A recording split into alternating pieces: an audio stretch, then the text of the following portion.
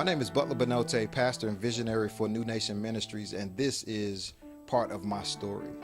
I grew up in the inner city parts of St. Louis, Missouri, where there were a lot of distractions, a lot of things to get you off focus: crime, money, sex, drugs, whatever you name it. St. Louis had it, the STL, the loot. But fortunately, by the grace of God, I was allowed to be able to stay on track, stay focused, graduate from Vashon High School there, and come on to The Ohio State University and play 4 years of football here at a great university. After leaving Ohio State, went to the NFL, and a lot of people think the NFL is, great, which it is, but for me, it consisted of a lot of worldly trappings, such as more money, more drugs, more sex, and more things that were trapping from the world.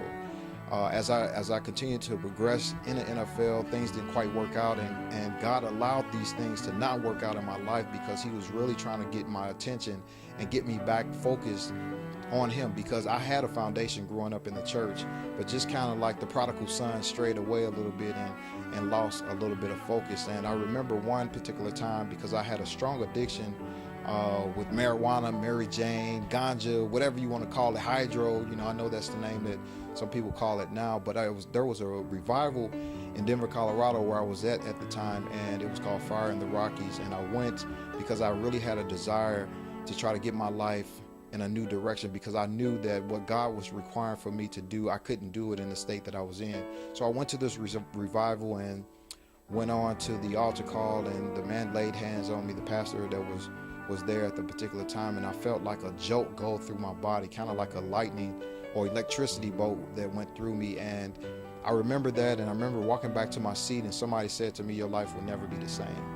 And at that time, I'm like, yeah, right, I don't know what it is that you're talking about, but I woke up the next day, and the desire to smoke anymore, the desire to even look for anymore was completely gone. And so I attribute that to the power and the grace of God, because it was nothing that I can do on my own, and it was nothing that I can do to try to stay straight and to stay sober in that regard. And that really began my journey on to recovery and to where I am now, to be a minister and a spokesperson and a follower of Christ.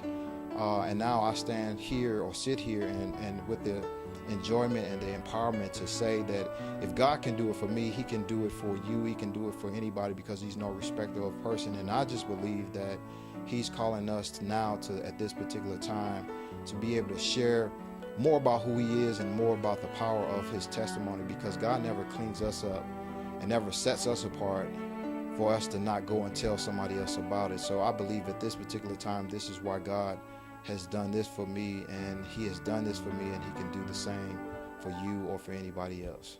But this is me, this is Butler Benote, and this is part of my story.